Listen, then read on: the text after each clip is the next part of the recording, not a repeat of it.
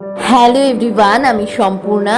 আজকে তোমাদের সাথে যে কাজের ভিডিওটা শেয়ার করতে চলেছি সেটা অনেক দিন আগের একটা হ্যান্ড এমব্রয়ডারির ওপর ওয়াল হ্যাঙ্গিংয়ের কাজ। যে কাজটা আমি শুরু করেছিলাম আমার আগের ফ্ল্যাটে থাকাকালীন, এবং সেখান থেকেই আমার ভিডিওটা স্টার্ট হয়েছে।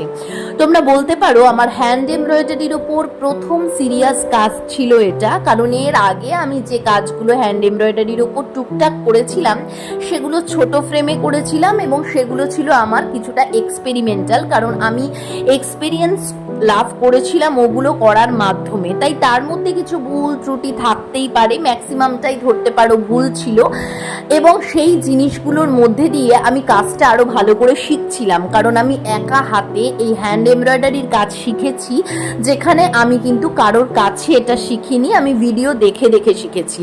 তো প্রথম যে কাজটা আমি শুরু করি সিরিয়াসলি সেটা হচ্ছে এই কাজটা, এবং আমার এই কাজটা করার সময় আমি মাথায় একটা কথাই রেখেছিলাম যে এই জিনিসটা হয় তোমাদের বাড়ির কারোর দেয়ালে সাজবে, অথবা আমি নিজের বাড়িতে কোথাও সাজিয়ে রাখবো, কারণ আমি যে জিনিসগুলো সেল করি সেগুলোর সাথে সাথে কিছু এমন জিনিস যেগুলো হ্যান্ডক্রাফটেড সেগুলো আমি নিজের ঘরেও সাজিয়ে তুলতে পছন্দ করি।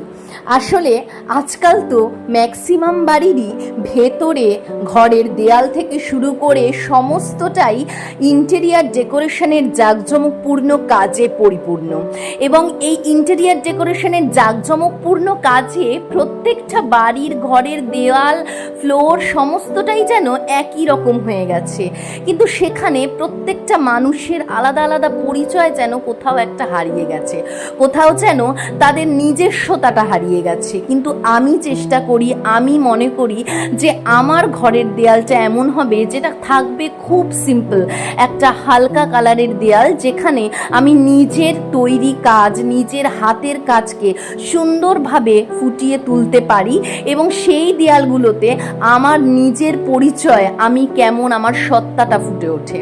এটাই আমার উদ্দেশ্য ছিল, এবং এই কারণে এই কাজটাও যখন পরিপূর্ণ রূপ পায় তখন আমরা নতুন বাড়িতে শিফট করি, এবং এই নতুন বাড়ির দেয়ালে আমি আমার এই কাজটাকে তুলে ধরেছিলাম। তোমরা হয়তো আমার অনেক ভিডিওতে দেখতেও পাবে এই হাতের কাজটা, কেমন লাগলো জানি।